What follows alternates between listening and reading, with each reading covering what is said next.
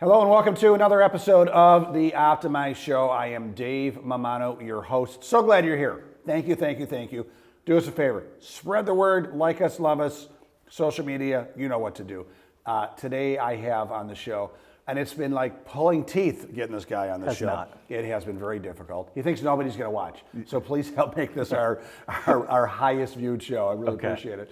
Todd Youngman, who is a professional stand-up comedian and performs in a lot locally at Comedy at Carlson, but you're really all over the country. I am. And which is super. You just happen to be based here in Rochester, New York, because you're a Rochesterian. I'm a Rochesterian. I'll go wherever they want me. I'm a traveling clown. Will you go overseas? Like what if like... I've never been overseas, even in my personal life. Wow. Yeah, so I don't do much of that. Well, what if like Rome, Italy wants to? They wouldn't. I love the positive. The positivity. Well, you got a comic here, so when it comes to self-esteem, we're pretty low.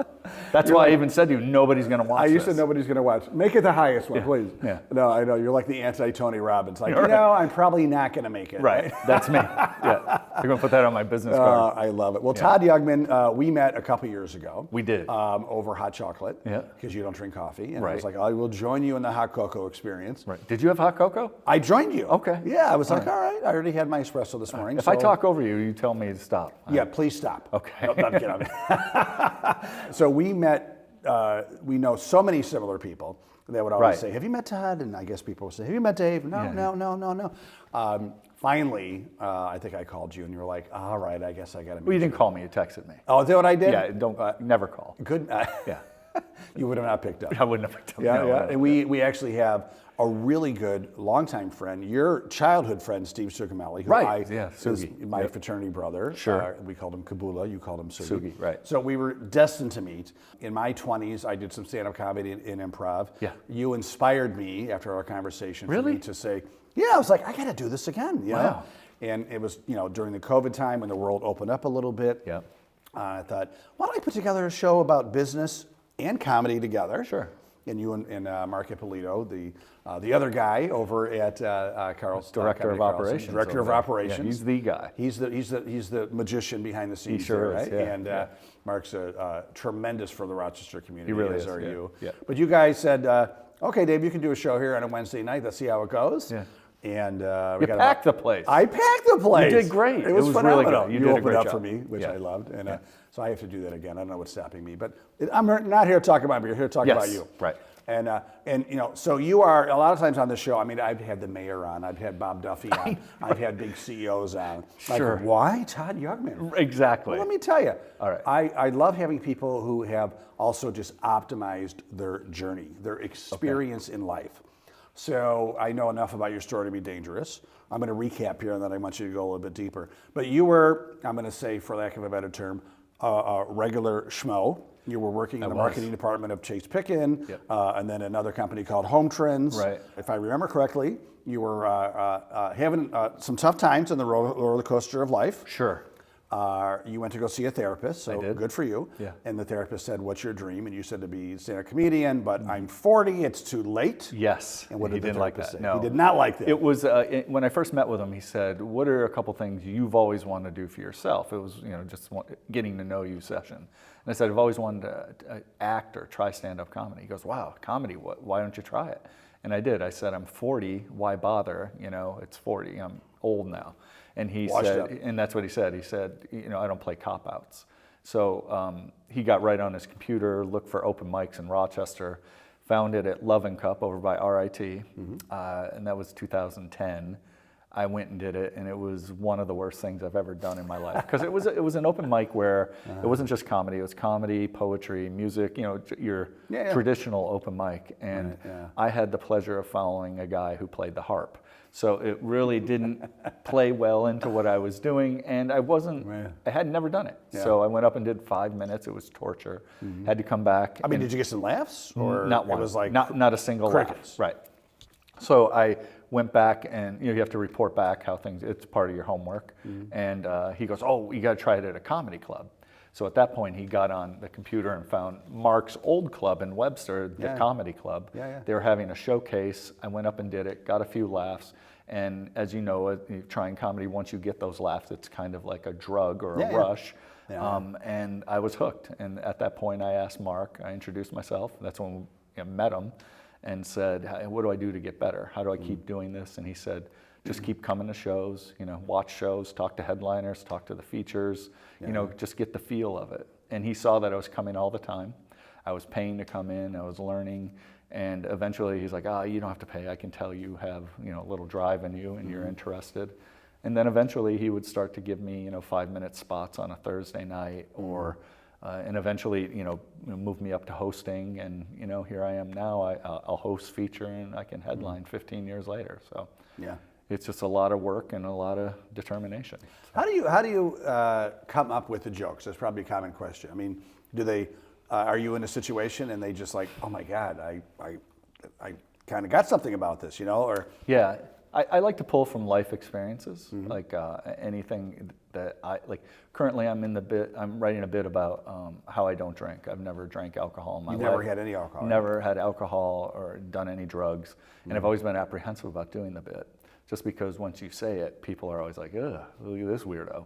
So, in a comedy club setting, those people will want to get verbal, probably. Oh, come on, Right. So I got to figure out how I want to approach it and make it funny as well. So I'm currently, it's been 4 years in the making, so I'm getting ready to launch that bit. So, yeah.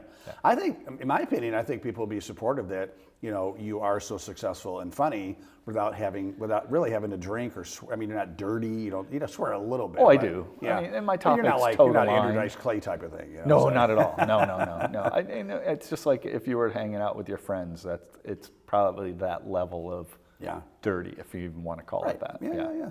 Well, I mean, I was thinking about Jerry Seinfeld. If I don't know if he drinks or not, but if he didn't drink, it wouldn't surprise me, and I wouldn't care, right? Yeah, So, I'm sure he does drink. yeah. I'm sure he's had some drinks, but I've just a choice I made. Yeah. Well, it's paid off because you're very successful. I think the secret to your success happened during COVID. You know why? Why? 'Cause I've seen some of your old shows. And then obviously your new shows. You know what the big difference is? What? Your hair. I did. Right? Yeah, I let myself go. This is COVID chic. Right. Yeah. You used to kind of have like this. I don't know if they used a bowl for your haircut type of thing. Really did. It was very Book of Mormon. The whole look. That's a great way to describe it. Yeah. So Now you look kind of cool. Well, thank you. Are you hitting on me? No. But do you mind? No, it's fine. It's great. But yeah, I just decided I'm just gonna, this is me, and this is the way I'll be till my final day. Yeah. Which hopefully is another 55 years, right? Well, hopefully. Not 55. No. That's good. So, what is next for you? Are you just going to continue to try to get on bigger stages around the country? Netflix special? What's your there'll goal? never be a Netflix special. There'll never be anything like that. I mean, we could be positive and try and say one day I'm going to. Well, what if it Netflix happens? special. It could. You're not going to say It would be the cherry on the sundae. Right? Yeah. I'm going to sit here and tell you it's probably not going to happen. I'm also a realist. Right. But I am at the point where I have the opportunity to open for major headliners. That's my job, really. I get to travel around the country and open for headliners at theaters and comedy clubs around the United States, which is amazing. It's a great job to go up first in what's called setting the table, getting the room ready for the headliner to come up and have an amazing show. And I currently, Joe Dombrowski, who is a headliner, he takes me around the country, to various cities. He's got a whole stable of features that he uses, and I'm one of them. So that has been amazing for me. I never would have thought at 55 that that would be what I'd be doing, and it's amazing. Yeah, it's a dream come true. It really is. Yeah. Because it was something. It really, and when you say dream, I don't know if it was really a dream, but comedy was something I was always interested in, as a kid. Well, tell me about that. Like, why? How did this whole love of comedy get started? Not to sound too corny, but it was my dad. We loved watching SNL. We loved watching the Rodney Dangerfield Young comedy specials on HBO.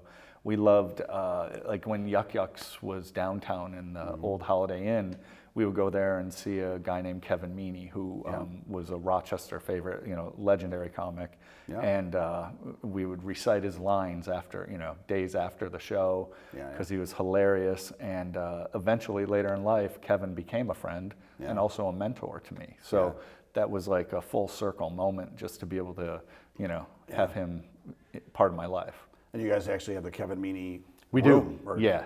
At Comedy at Carlson. Yeah, right? Comedy at the Carlson has 2 showrooms, and the main room is known as the Kevin Meaney showroom because Kevin was so beloved in Rochester. He passed away how long ago? 2014.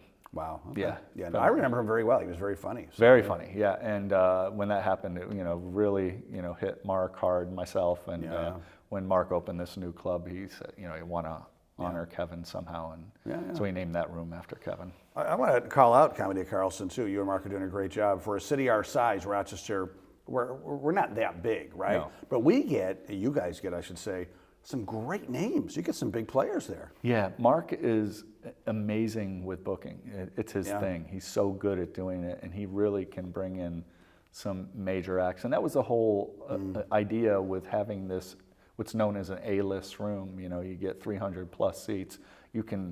Makes it a little easier to bring in the bigger names. They want that size room. So we also have a smaller room too, which seats 100. Yeah. But that main Kevin Meaney room, that's what draws the big acts. And Right. Mark does an amazing job doing it. Are you there every Thursday through Saturday working, doing something? Me at the club? Yeah. Oh, if I'm booked, If you're in I'm town, on stage. And if I'm in town or I don't have other shows, I will, go and sit and watch just like I did in the old days, because you're always learning. You're never, not learning. So I can go and sit and watch a show and see the good and the bad and the ugly and think, I never want to do that, or well, that's a cool, move he did with the mic stand, or how he sat on the stool. Yeah. Just little things like that. I'm always picking up on, little things. Yeah. Yeah. That's awesome. Yeah. You mentioned some of them, but who were some of your, major influencers as comedians growing up? Kevin Meaney, number one. Don Rickles, loved watching him on The Tonight Show. My dad would let me stay up whenever Rickles, it was always an event when he was on the Carson show, to see him come out. So he was on, and then Richard Jenny, and more newer comics like Bill Burr. Bill Burr's funny, yeah. I love Anthony Jeselnik, Fortune Feimster. I was a huge Joan Rivers fan. I can go on. Yeah. Yeah. I think you mentioned one time to me George Carlin was a big influence on you. Well, George was, I always I joke that, I learned more from 5 George Carlin HBO specials than I ever did my 4 years at Brighton Central School District. Right, yeah. I know it's weird to say, but it just, he was a teacher, he taught. Yeah. Whether you liked him or not, there was things that he brought Well, to and he light. was a trailblazer too, right? Definitely a trailblazer. Yeah. Getting arrested. Got arrested and, for swearing, right? For swearing in Milwaukee, and that was huge. And a lot of comedians don't realize that. A lot of these prior Lenny Bruce and and Carlin, they took the hit. Yeah. Even Joan, they took hits for being vulgar. Right. Yeah. So. And I don't know if a lot of people know this, but wasn't George Carlin the first host of Saturday Night Live? He was, 1975. 1975, yeah. Sure was. Yeah, that's awesome. I want to talk about just the benefits of laughter, right? We're learning more and more about workplace culture, just life in general. I mean, there's a saying everybody knows, laughter is the best medicine. Yeah. Why do you think people need to laugh more? They need to laugh more, and this is it's healthy for you, first of all. But as a performer, as a stand-up comic, I go up on stage with the intent to make the audience laugh. Whether there's 20 people in the audience or it's a 1,200 seat theater. Somebody in there has had a bad week or a month, or the year is terrible, and I always feel like if I can go up within a 10-minute, 15-minute, a 45-minute set and make some people laugh, I've done my job. I've helped them a little bit. Because as we know, laughter is cathartic. It's very cathartic. It sets off endorphins in your body. And sometimes it could last for a day. Sometimes it's a quick one. It could be 10, 15 minutes. But it gives that body a great feeling. And I can't talk enough about how important laughing is. And people don't laugh enough, especially now. I mean, I'm talking since, let's say, BC, before COVID. People aren't, I don't think they're getting their daily doses of laughter. And I always say laughter does the body good. You know, I don't know if you agree with that. Absolutely. Like, I think as kids we laugh all the time. We're all, you know, kids are laughing. If you listen to a playground, they're laughing and screaming and having fun. And then we get older, and it's almost like we have to morph into this role as adults and be mature and not laugh and oh, that's a dirty joke, or you know, whatever. But people need to get out and laugh more. Yeah, I agree. I think there's a statistic that it's, I think, like 3 or 4 year olds on average laugh and smile about 400 times a day. I believe it. Whereas the adults were like 7 to 10, right? Yeah, right. You know? If you get that. If you get that. Right. Exactly. But yes, I do think laughter is so important, and people need to do more of it. Yeah. I'm curious. So you said when you performed at Levin Cup that you pretty much sucked. Yes. Now you're great. Well, I'm not great. I mean, I think you are. You're very modest. Well, thank you. I guess I am modest, but I also think like, there's a term in comedy called they went up and killed. They killed. I don't ever feel like I've gone up and done well. I've been happy with what I've done, but I never think I've gotten to that point where I've killed, and I don't see myself as great. I went to your show 5 months ago, whenever it was, and 6. It was 6 months ago already, and you. I mean, I'm going to say there were many jokes that you killed, and I was belly laughing. Yeah, I appreciate that. Thank you. Yeah, thanks. And some of them I even heard before, but I forgot them a little bit, and they were funny again. So, thanks. Okay, good.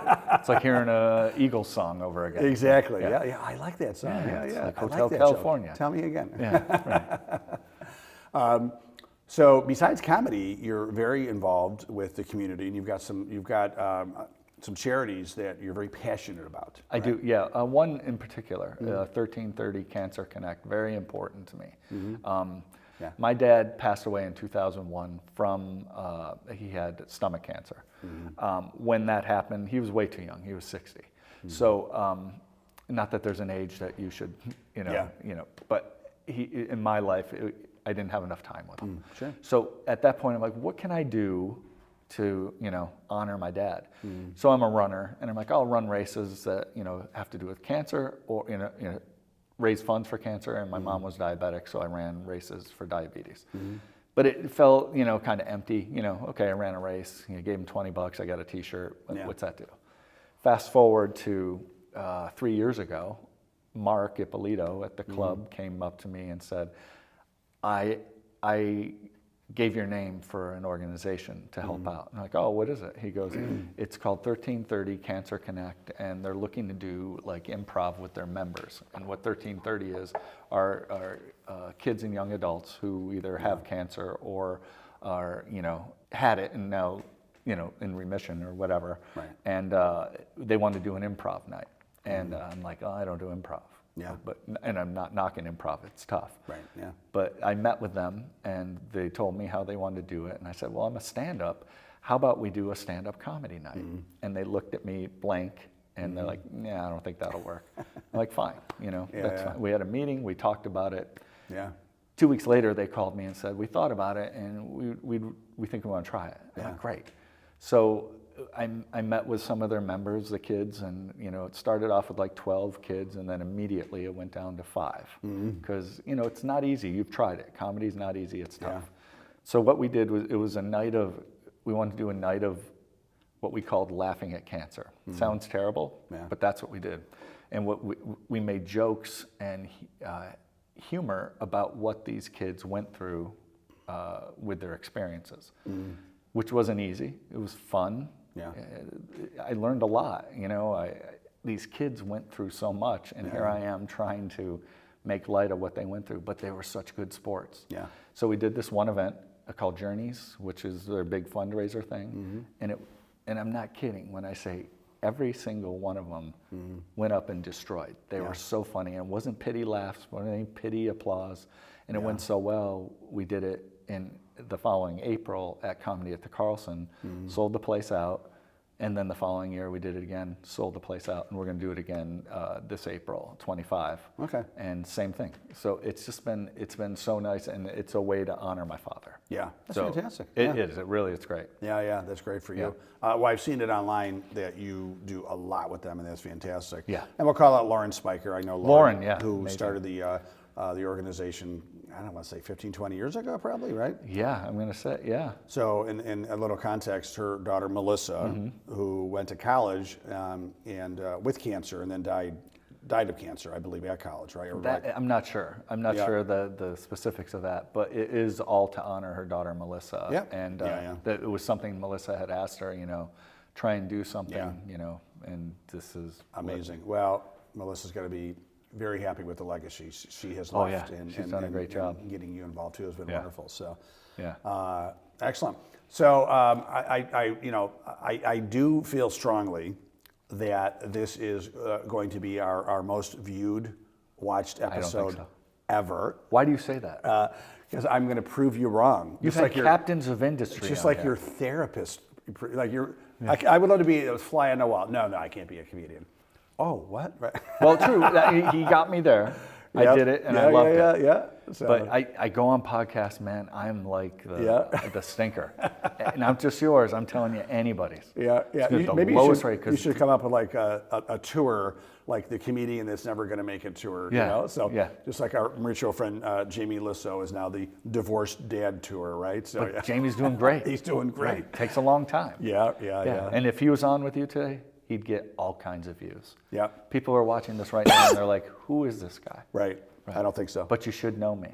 Follow me on social media. Yes, Todd Youngman, right? Both on Facebook and Instagram. And now you're starting to be a big deal on Instagram now too, right? Why is that? I don't know. Well, I like it. You moved over there, right? Well, not completely. No, I've been there for a while, but I'm getting more activity. Because you were a Facebook guy only for a long time, right? Yeah, Facebook's a stinker doodle dandy. Yeah. I'll tell you. It's getting a little heavy. Right. If I put a video up of my act, they bury it. Yeah. It gets nothing. Put it on Instagram, you get like 5,000, 10,000 views. Wow. Right. Great. I need eyes on things, and Facebook doesn't do it. I'm not leaving. Maybe I will. I don't know. Yeah. I'll decide. Well, you can post on Instagram and then also share with Facebook, right? So you can.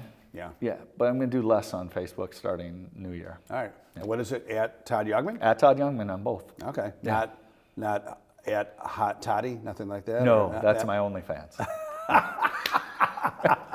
See, I got jokes. Find him on there as well. Yes. Yeah, find me there. Yeah. Well, if you do follow Todd on Facebook, Instagram, you'll notice that he goes to Starbucks a lot. I do. And you must have a special relationship with the barista there because she always does. Well, it's more than one barista. Oh, okay. That's not just one. There's more than one. They always put a different name on my cup. Yeah, I saw Hot Toddy. Hot Toddy, Sir Toddington. One wrote, call me, and it said 8675. Right. Oh, I saw that, Jenny. Right. Yeah. Only a certain age group would 1980s. Right. 86753. Anybody, in their 20s would be like, that's not even funny. Don't even know. It's hilarious. It's very funny. Yeah, it's very funny. That's awesome. So, do you feel the pressure to be always funny, even like in just your normal life?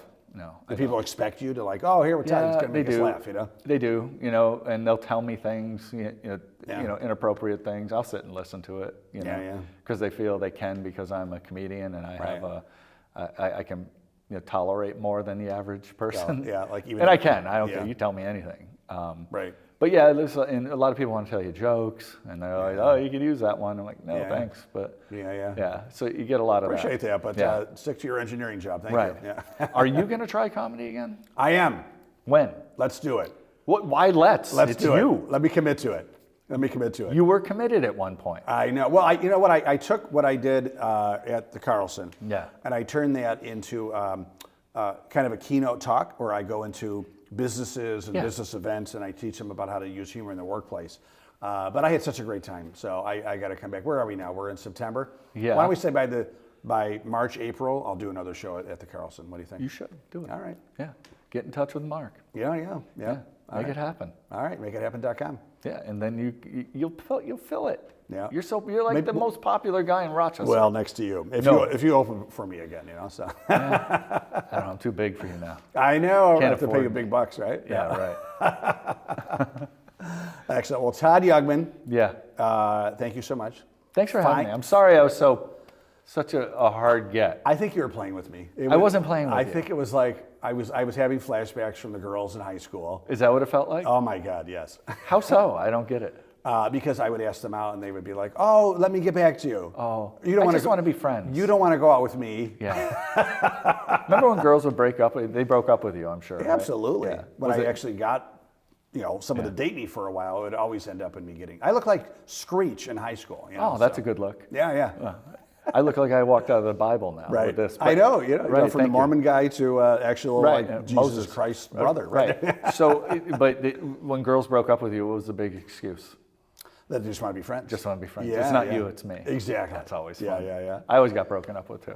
So, Todd, Thank you.